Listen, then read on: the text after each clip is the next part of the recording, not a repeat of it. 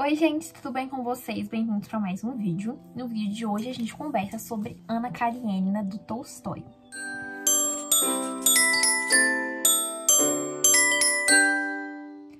Gente, pensa num livro que me deu trabalho para montar o roteiro da resenha.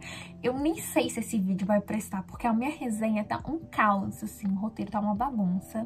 Então, assim, se vocês estão vendo, é porque eu acho que prestou, tá? Mas, se vocês não estiverem vendo, eu vou fingir que nunca aconteceu. E depois a gente vê, tá? Mas por que eu tô comentando essa dificuldade com esse livro? Esse livro, ele é um livro cheio de camadas e que vai além da Anna Karenina, tá? Esse livro, originalmente, foi publicado em forma seriada. Toda semana saía um capítulo dele, tá? Tanto que os capítulos vocês vão ver que, pra quem já leu ou quem vai ler, são bem curtinhos porque eles eram publicados dessa forma. E depois, lá em 1878, ele foi publicado como um romance.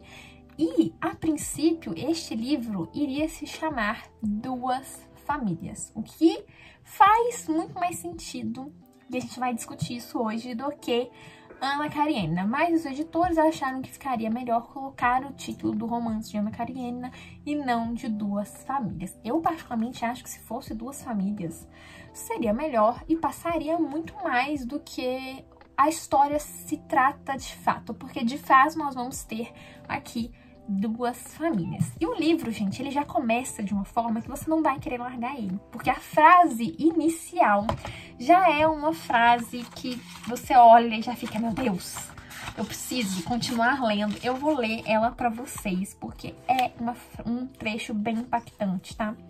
Todas as famílias felizes se parecem. Cada família infeliz é infeliz à sua maneira. Tudo era confusão na casa dos Oblonsky. Então, assim, gente, nossa, essa frase pra mim vai ficar gravada na minha memória. E por que eu falo que você logo vai ficar preso ao livro no primeiro parágrafo? O livro, ele já começa com um caos. Como eu disse, tudo era uma bagunça na casa dos Oblonsky. Por quê? A Dolly descobriu que o marido dela, o Oblonsky, ou Stiva, ou Stepan Arkadyevich, vocês vão ver, né, quando vocês forem ler, que o Tolstói, ele dá muitos nomes aos seus personagens. Então, às vezes, um mesmo personagem vai ser referido por uns 3 nomes diferentes. Então, a Dolly descobre que o marido dela estava traindo ela com uma governanta ali da casa. E aí, tudo ficou um caos, porque a mulher não quer ficar falando com o marido. As crianças estão correndo pela casa alucinadamente. A cozinheira se demitiu, enfim, tá uma bagunça naquela casa. E o Tolstói até comenta que 2 pessoas em uma hospedaria que não se conhecem estariam mais conectadas do que esses 2. Então a Dolly tá assim, morrendo de raiva porque ela descobriu essa traição. E a gente vê logo no início que o Oblonsky, ele não está arrependido de ter traído. Ele está arrependido de ter sido descoberto. Então, o livro, ele já começa falando sobre a traição e sobre o adultério, que vai ser algo que vai ter um papel bem fundamental aqui ao longo dessa história. Porque a Anna, que é a irmã dele, vai pra lá, né, na casa deles. Ela vem de São Petersburgo. Nossa Senhora! Ela vem de São Petersburgo pra tentar acalmar os ânimos, porque a Dolly, né, gosta muito da Anna. Mas, basicamente, o que a gente vai ter aqui nesse livro, tá? Porque eu acho que faz mais sentido o nome Duas Famílias do que Anna Karenina. Porque esse livro, ele vai girar em torno de 2 núcleos. O núcleo Anna Vronsky e Kitty Ilievin, e, respectivamente, as pessoas que estão ali envolvidas, tá? São 2 núcleos, mas, de certa forma, eles estão interligados, porque todo mundo ali é parente de todo mundo é amigo de todo mundo. Só pra vocês terem noção, que a Kitty é irmã da Dolly, que é esposa do Oblonsky, e o Oblonsky é irmão da Anna, enfim, tem todo esse rolê, tá? Então, assim, o adultério, ele é uma coisa que vai estar presente aqui nessa obra. Os homens aqui, eles tinham, assim, a livre liberdade de trair as suas esposas e nada acontecia com eles, né? Como vocês viram, né? O Oblonsky, ele fica arrependido de ter sido descoberto e não de ter traído, porque a esposa dele, depois de já ter tido 500 meninos pra ele, tem essas marcas visíveis de ser uma mãe, né? Quem é mãe aí sabe que o corpo não fica a mesma coisa depois. E aí ele acha que ele está no direito de procurar uma mulher mais jovem, mais bonita pra ele, porque a esposa dele já tá, né, segundo ele, já não é mais bonita, tá? Então, esse negócio do adultério, ele vai estar presente aqui na obra, não só nesses personagens, como outros personagens secundários, às vezes vão comentar sobre isso, né, e outros personagens também traem, tá? Então, vamos lá, vou tentar aqui passar mais ou menos pra vocês o que me chamou atenção, o que eu gostei. Eu não vou falar sobre tudo nessa obra, porque essa obra ela tem muitas camadas. O Tolstói aqui ele faz muitas críticas a diversas coisas ali dessa sociedade. Ele faz crítica à servidão, ele faz crítica religiosa, ele faz crítica ao decoro, ele faz inúmeras críticas. Então esse livro, ele rende muitas discussões. Então se eu for falar de tudo, eu vou ficar aqui 3 horas fácil falando, tá? Mas vamos lá, né? Ainda se detendo um pouquinho sobre a sinopse, a Ana foi pra lá, né, pra Moscou, pra tentar apaziguar os ânimos, fazer com que a Dolly perdoe o Oblonsky. Só que aí nisso, logo quando ela chega, a primeira descrição que a gente tem dela é pelo ponto de vista do Vronsky, que é um conde descrito como muito belo, muito bonito, jovem, que fica fazendo corte à jovem Kitty. Então ele fica indo aos bailes, dançando com ela, e a Kitty fica esperando um pedido de casamento. Ela tá apaixonada pelo Vronsky. Gente, naquela época, nessa sociedade, quando um homem faz isso, fica indo na casa da menina, fica indo aos bailes, fica tirando ela pra dançar, as pessoas esperam que ele peça em casamento. E o homem sabe, o Vronsky sabe disso. Só que ele não tem pretensão nenhuma de se casar com a Kitty. Ou seja, ele é um belo de um heterotópico conquistador que está iludindo a garota. Gente, o Vronsky é um personagem que eu detesto, tá? Então a gente tem a primeira descrição da Ana pelo ponto de vista do Vronsky. E a descrição que o Tolstói faz ali é uma descrição muito bela, gente. Sério, é muito bonito. O visual que eu tive da Ana foi daquela... Sabe aquela mulher que aonde chega, todo mundo olha, todo mundo se sente encantado? E de fato isso acontece com a Ana. Nos seus vestidos mais simples, ela nem precisa se arrumar tanto, as pessoas logo ficam deslumbradas por ela. A própria Kitty fica. Então, a Ana está indo ali para Moscou com este intuito de fazer a Dolly perdoar. E chega a ser até irônico, porque ela vai a um baile ali, onde que tá a Kitty, onde que tá o Vronsky. E o Vronsky já ficou, tipo assim, né, mexido com aquela mulher. E nesse baile, ele vai dar toda a atenção pra Ana e a Kitty percebe que eles se apaixonaram. E a Kitty, coitada, fica desolada. A menina fica até doente, minha filha. Fica até doente depois disso, tá? E aí, nisso, a Ana vai ter como amante o Vronsky, tá? Um ponto que é importante a gente salientar é a questão do casamento. A Ana, e assim como outras mulheres ali que se casaram no mesmo período que ela, se casaram em casamentos basicamente arranjados. Elas não se casaram por amor. Então, em um dado momento, até o próprio Oblonsky fala que a Ana se casou sem conhecer o amor, sem ter tido isso. Ela vai casar com um homem chamado Alexei Alexandrovich. Difícil falar esses nomes. Que ele é um homem bem importante ali em São Petersburgo, ele é um homem do governo, e aí ela se casa com ele, mas ela não ama ele. Era um casamento que funcionava para os dois, era um casamento por conveniência, ela tinha uma vida bem boa ali com ele, eles tiveram um filho, que é o Serioja, mas aí a partir do momento que a Ana descobre o que é o amor, que ela sabe o que é isso, ela começa a sentir um asco enorme do Alexei. Então a gente vê claramente uma Ana antes de ir pra Moscou e uma Ana depois que ela volta, tá? Ela parece outra mulher. Então, tanto que, tipo assim, quando ela desembarca ali do trem, quando ela chega em São Petersburgo, e o Vronsky foi atrás dela, você tem noção, ele foi atrás dela, eles não tinham tido nada ainda, mas ele foi atrás dela. E aí, quando ela chega lá e vê o marido dela esperando, ela começa a reparar em coisas das quais ela nem reparava antes, tipo, ela começa a falar das orelhas dele, da mão dele, e tudo que ela acha repugnante nele. Então, ela começa a detestar o marido. E eu ficava com uma certa dó do Alexei, sabe? Porque, enfim, né? Era um casamento que funcionava pros dois. E a maneira como ela descrevia ele com desprezo me incomodava um pouco. Porque, assim, quem tava fazendo trem errado era ela, né? Mas quem sou eu para julgar, ok? E, beleza, a gente tem esse núcleo da traição da Ana com o Vronsky, eles vão se tornar amantes e ela vai, de fato, conhecer o amor pela primeira vez. E aí, a partir disso, a gente entra no nosso segundo núcleo, que é Kitty e Lievin, tá? O Lievin, ele é um fidalgo que vive fora de Moscou, ele vive no campo, ele tem a sua propriedade ali. Então, é uma propriedade que ele cuida em nome do irmão e da irmã dele, onde que tem alguns mujiks que trabalham. Ele é um senhor de terras, tá? Com dinheiro e que está apaixonado pela Kitty há um certo tempo. E ele tá indo ali pra Moscou com o intuito de pedir ela em casamento. Só que, como eu disse, a Kitty tá apaixonada pelo Vronsky. E aí, a princípio, ela nem vê o Lievin dessa forma como uma pessoa para se casar. Então, quando o Lievin pede ela em casamento, você já imagina, né? No que vai dar. Então, a gente tem esse núcleo desses dois. E o núcleo do Lievin, pra mim, é um núcleo bem interessante. Pra mim, a gente tem aqui como esses dois personagens principais, a Ana e o Lievin. As coisas vão girar em torno deles. A Ana, com essa questão do amor, com essa questão da traição. O Lievin também tem uma questão do amor aqui, que o amor pra ele é visto de uma forma diferente com todos os outros personagens, igual em um dado momento ele e o Oblonsky vão estar discutindo sobre isso da traição, e o Oblonsky acha que ele pode, né, ir por aí caçar mulheres jovens, enfim, já que a dele já não tá tão jovem, e o Lievin não entende isso, pra ele isso não faz sentido.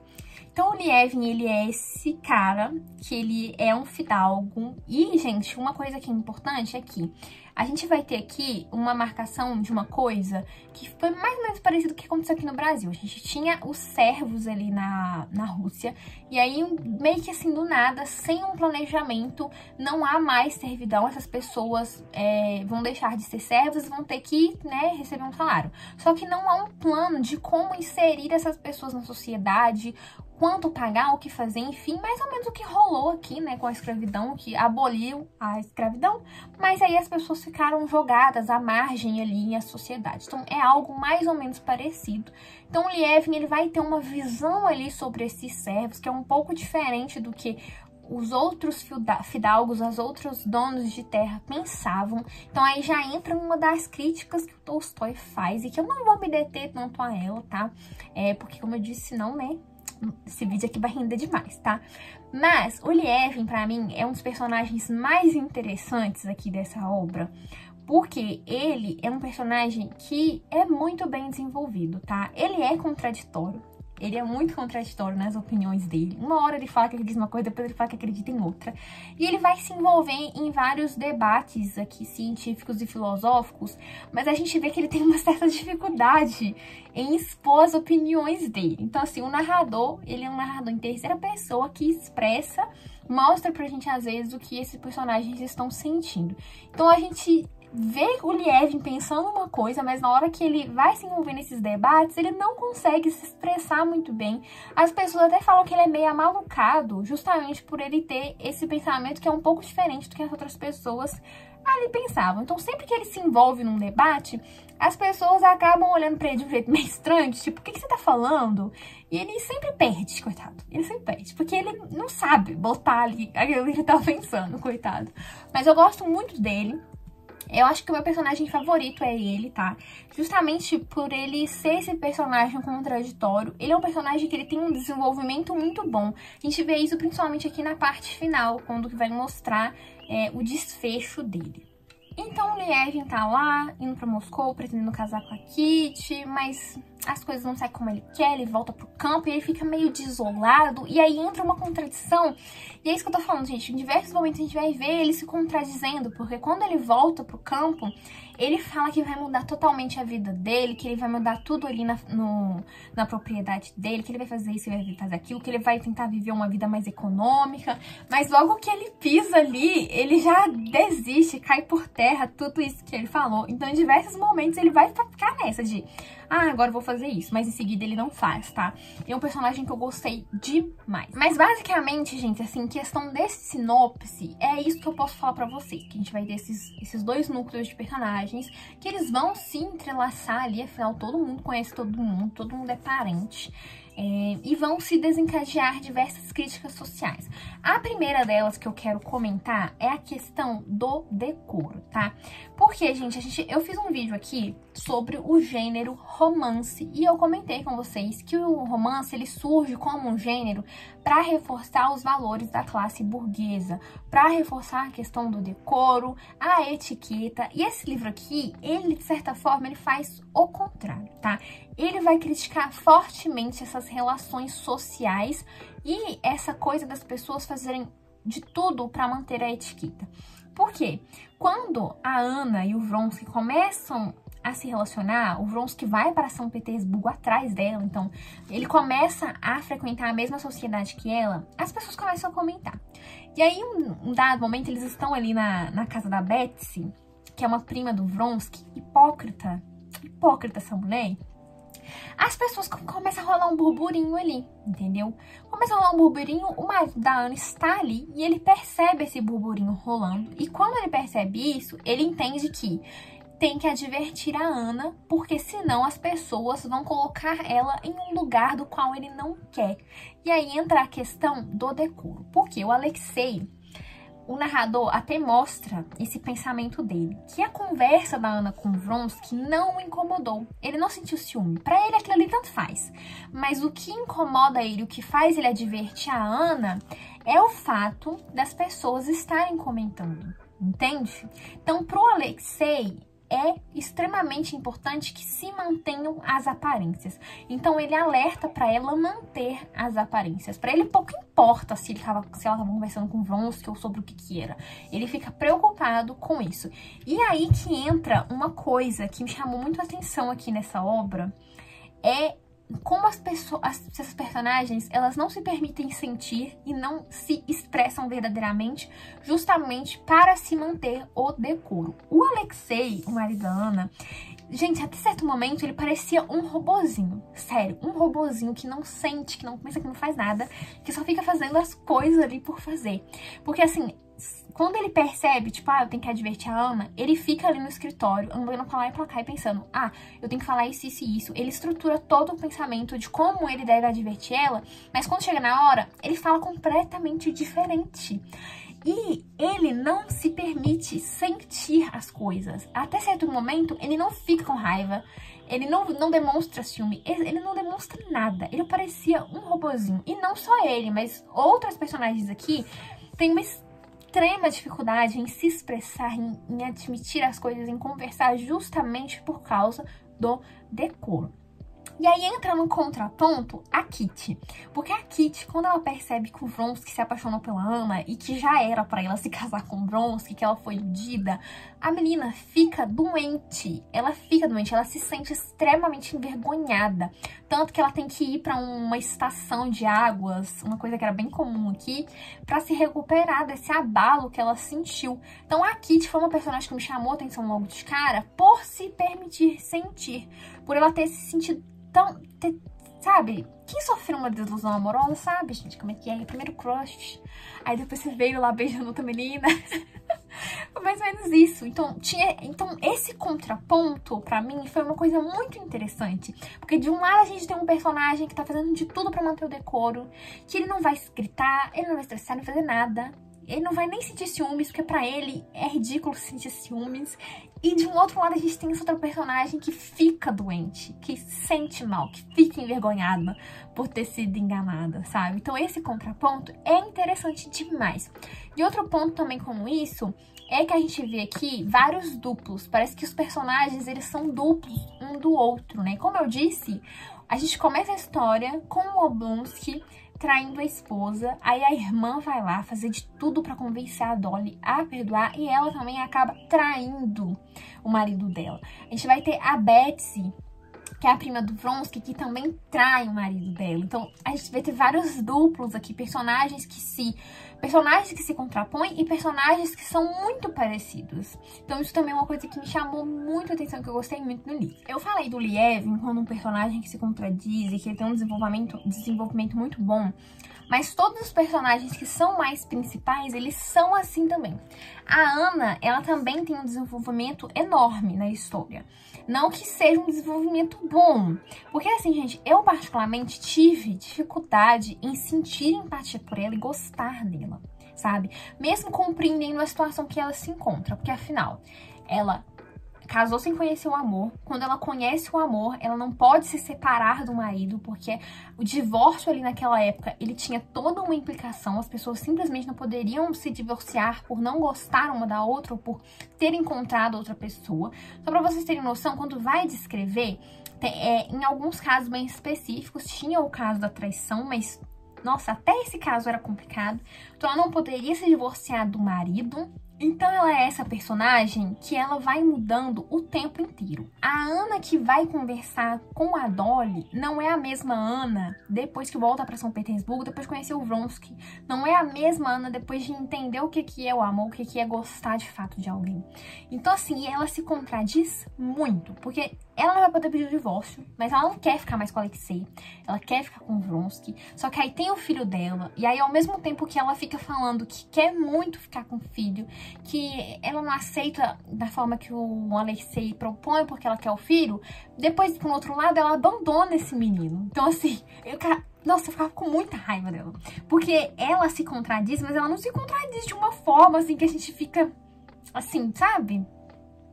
Tentando passar pano. Ah, não é, acho que eu não consegui passar pano, certo? Não dá, gente. Então, assim, ela abandona o filho e daí depois ela já fica tipo, ah, mas eu quero meu filho de volta, não sei o que, não sei o que. Mas, sabe, ela escolheu não estar mais com este garoto. Ela escolheu ficar à margem da sociedade. A partir do momento onde que ela escolhe fugir com o Vronsky e viver com ele e abandonar o filho pra trás, a sociedade vai virar a cara pra ela. Então, ninguém vai mais aceitar receber ela em casa. A Betsy, por isso que eu falo que a Betsy é hipócrita, porque a Betsy é uma mulher que trai o marido também. E aí ela manda, quando a Ana tá em Moscou, ela vai mandar um bilhete pra Ana falando, pode vir me visitar, mas você só pode vir entre tais horários, que é o horário que não vai ter ninguém na casa dela pra ver a Ana ali e depois comentar. Sendo que a própria Betsy também é adúltera, também comete isso, também faz a mesma coisa. Então, essa crítica que ele faz aqui é sensacional. A esse negócio do decoro, que as pessoas estão fazendo de tudo pra manter essa etiqueta e que a sociedade não cochiche e tal. Então, assim, outra coisa que eu acho sensacional nesse livro é que ao longo da narrativa a gente vai ter alguns presságios durante a obra, tá? Então aí, se você ficar atento a esses presságios, você já sabe que ao final vai acontecer uma grande desgraça. Então a gente vai ter dois presságios que são, assim, bem impactantes. O primeiro deles é justamente quando a Ana chega em Moscou. Quando ela chega, um mujik acabou morrendo atropelado e a própria Ana descreve essa sensação de presságio, de uma coisa ruim. E a segundo que tem, que pra mim também é assim, ó, é sensacional e que demonstra muito, assim, do caráter da própria sociedade e do que acontece com essas personagens aqui, não só com a Ana, mas com qualquer mulher que tá inserida aqui nesse período, é a cena da corrida, tá? O Vronsky, ele vai fazer uma corrida a cavalo, ele tem uma égua lá toda bonita, e aí, nessa corrida, ele tá quase ganhando, e em um dado momento ele faz um movimento errado, a égua cai, quebra a espinha, e ela tem que ser sacrificada, e o Vronsky sai ileso. Essa cena da corrida demonstra muito de como a sociedade julgavam as mulheres, porque para o Vronsky, estar conquistando uma mulher casada é ó, mil maravilhas, ele é garanhão, não sei o quê, entendeu? Pra ele é ótimo, ele sai ileso, ele pode continuar circulando pela sociedade que ninguém vai falar nada dele, ninguém vai impedir que ele entre em determinados lugares, ninguém vai ficar olhando torto pra ele. Mas agora, pra Ana, as coisas já não são assim, entendeu? Então isso já mostra muito de como que tudo pesa muito mais pra mulher em sociedade. E é assim até hoje, né, gente? É assim até hoje. Quantas e quantas vezes aí vocês não viram uma mulher sendo julgada por fazer uma mesma coisa que um homem fez? Então, essa cena na corrida demonstra muito isso, que a mulher era extremamente julgada, já o homem não. A gente vê isso também no Oblonsky. O Oblonsky que traiu a esposa e continua traindo. A gente vê que depois que eles se resolvem ali, que ele fica indo nos lugares ali pra continuar fazendo as coisas. E como que a Dolly se sente? A Dolly era uma personagem que eu ficava querendo entrar no livro, dar um abraço nela, tipo assim, mulher, larga esse homem, pelo amor de Deus. Porque assim, ela tava numa situação bem ruim. E uma coisa que eu preciso comentar que é sensacional nesse livro é a descrição, tá? A descrição é um livro grande, tá? É um livro que ele tem bastante descrição, mas a descrição que eu tô querendo dizer é a descrição dos cenários, tá? A gente tem uma facilidade muito grande de visualizar as cenas. O Tolstói constrói essas cenas de uma maneira assim, tão impecável, tão incrível, que eu acho sensacional. Porque às vezes, eu não sei vocês, a gente pega pra ler um livro e o autor descreve uma cena e a gente tem uma enorme dificuldade em imaginar. Eu tenho certeza que vocês já leram algo assim, que você não consegue visualizar a cena na sua cabeça. Então aqui isso não acontece. Ele descreve as coisas e você visualiza, e visualiza de forma muito bela. Tem algumas cenas que ficam até gravadas, igual a cena da Ana chegando no trem. Como que a Ana é descrita? A Ana chegando no baile, quando a Kitty encontra ela a primeira vez, a própria Kitty fica encantada com a Ana e as demais pessoas também ficam. Então, as descrições de cenários são muito bonitas. Então, e você consegue visualizar. E outra coisa é com relação aos personagens. O Oblonsky, gente, o Oblonsky, ele é um personagem extremamente carismático. O cara, ele comete diversos erros ao longo da história. Como eu disse, a gente já começa a história com ele traindo a esposa, tendo essa revelação. Tá devendo horrores. A família tá ferrada ali, porque o marido não sabe fazer as coisas. Em dado momento, o Tolstói aqui, né, o narrador, ele até coloca que o Oblonsky, ele é um homem casado, pai, mas que não se lembra que é casado e que tem filhos. E ele age extremamente assim. Eu li isso também em leitura coletiva da Paloma Lima, e as pessoas comentaram que o Oblonsky, ele tem esse jeitinho brasileiro de ser. E realmente, sabe? Em um dado momento tá tendo uma reunião assim na casa dele, e ele convidou algumas pessoas e ninguém tá conversando com todo mundo. Mas é só o Oblonsky chegar, as pessoas começam a conversar, o clima na casa muda completamente. Então essa forma de descrever o Oblonsky chega a ser assim, até cômica, porque ele comete esses erros, mas ao mesmo tempo que você fica, não gosto dele, você, não, mas agora eu já gosto, porque ele é esse personagem extremamente carismático, assim como a própria Ana, que também é descrita como encantadora. Aonde ela chega, as pessoas ficam olhando, sabe? O Lievin, ele é um personagem que ele é a antítese de todos esses.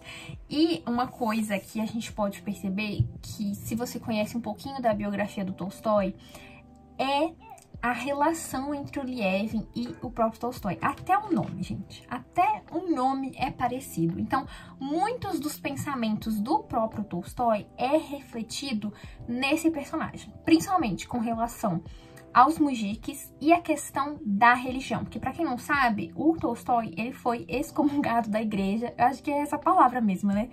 Ele tinha a sua fé e tudo mais, mas a igreja foi lá e falou, olha, não vai frequentar aqui mais não.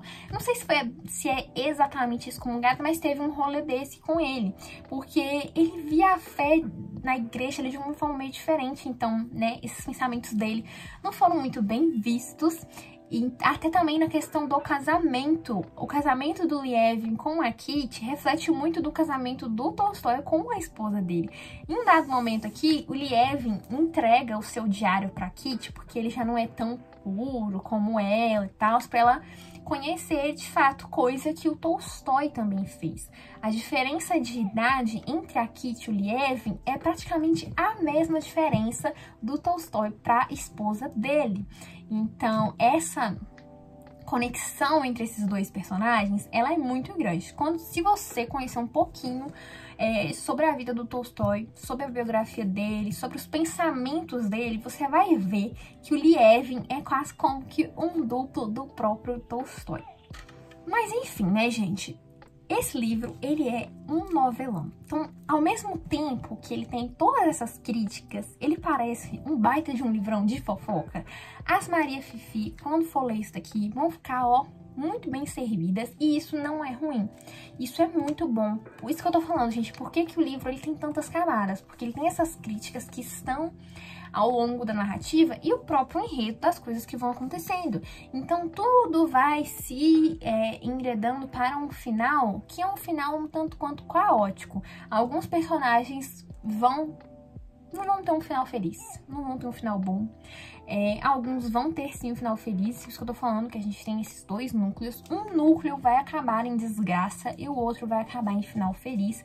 Daí isso que eu tô falando, questão dos presságios na obra. É meio como que se o final do livro já fosse entregue pra você antes, logo no começo. Se você for esperto, você vai sacar e já vai saber o que vai acontecer. Eu já sabia o que ia acontecer porque eu peguei spoiler desse livro assistindo Modern Love. Gente, eu acho que, sem brincadeira, Ana Karenina é o livro que as pessoas mais pegam spoiler. Porque às vezes você vai ler umas coisas nada a ver e tem spoiler, igual a gente eu tô assistindo série. A mulher deu um resumo do livro, ela virou e falou assim, os dois se apaixonam e veio o spoiler, tá? Não vou falar qualquer spoiler pra vocês. Mas, e aí, o que rola? No final do livro, a gente vê um caos. Porque o narrador, ele começa a refletir os pensamentos da Ana, tá? Porque a Ana, depois, ela se envolve com o Vronsky, ela conhece o que é amor. E eu acho que ela também não conhecer o amor tem uma implicação aqui neste final. Porque, assim, gente, me conta aí, você que já leu. A Ana criou uma situação na cabeça dela. Pelos ciúmes e tudo mais, algo que eu acho que não estava acontecendo, mas é uma coisa que ela criou dentro de si, e a gente vê o caos que está dentro da cabeça dessa mulher no final da parte 7. Esse livro é dividido em 8 partes, então no final da parte 7, o narrador ele vai passar pra gente o que a Ana tá pensando. E aí, conforme ela vai passando isso, eu fiquei assim, gente do céu, essa mulher precisa de uma terapia. Gente, é real, eu tô rindo, mas a gente vê o quanto ela estava perdida e como ela não estava sabendo lidar com esses sentimentos. Porque até então, quando ela estava casada com o Alexei, ela não sentia nada. Ela não amava ele, ela não sentia ódio por ele, ela não sentia ciúmes dele, ela só tava ali, vivendo a vida cômoda que eles tinham, que funcionava, numa espécie de parceria pra eles dois, mas ela não sentia nada. E aí, a partir do momento que ela tá com o Vronsky, ela começa a sentir todas essas coisas, parece que ela não sabe lidar com isso. E aí ela começa a criar situações na cabeça dela que às vezes nem tava acontecendo. E aí esse amor, que começa uma coisa muito bonita, acaba virando uma coisa meio doentia. E aí a gente vê esse caos dentro da cabeça dela, que vai refletindo na própria narrativa as coisas que ela está pensando. E essa personagem é uma personagem que ela vai flertando com a morte em diversos momentos.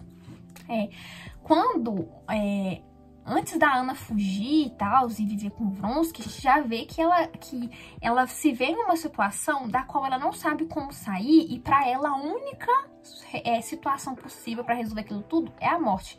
Ela é uma personagem que vai flertando com a morte ao longo do livro o tempo inteiro, e ela passa esse toque de melancolia ao longo da obra, sabe? Então, ela é uma personagem que é um pouco melancólica. Chega a ser até bem dramático, e é engraçado porque ela é total uma contraposição do Alexei. Enquanto o Alexei é toda aquela calma, sem demonstrar nada, sem rancor, sem ódio, sem nada, a Ana é uma tempestade. Então, a gente vê isso muito no final. E não só nela, o Lievin também. O Lievin, no final, ele vai entrar em um embate filosófico com ele mesmo, um embate sobre fé, sobre o que ele entende enquanto fé, sobre Deus e tudo mais. E a cabeça dele também tá um caos, gente. Esse final, assim, é um final meio doido. E a parte 7, ela acaba com uma... Assim, ó, tiro, porrada e bomba. E aí, quando pula pra parte 8, a parte 8 é muito final, sabe? A parte 8, pra mim, é uma coisa que eu ainda não sei o que pensar, sabe? Eu vejo mais como um desfecho, mas, sei lá. Não sei se era isso que eu tava esperando para o fim desse livro, sabe? Porque a gente vai ter os dois núcleos, então ele vai ter que dar um desfecho para esses dois núcleos. Nem faria tanto sentido finalizar aqui na parte 7, onde finaliza só o núcleo da Ana. Teria que ter um desfecho pro núcleo do Lievin também. Mas eu ainda não sei o que pensar sobre isso, se era isso mesmo que eu queria, sabe? No geral, eu gostei muito do livro. Eu gostei demais da narrativa. Eu fui ler esse livro aqui achando que a escrita seria difícil, que eu teria dificuldade com essa obra.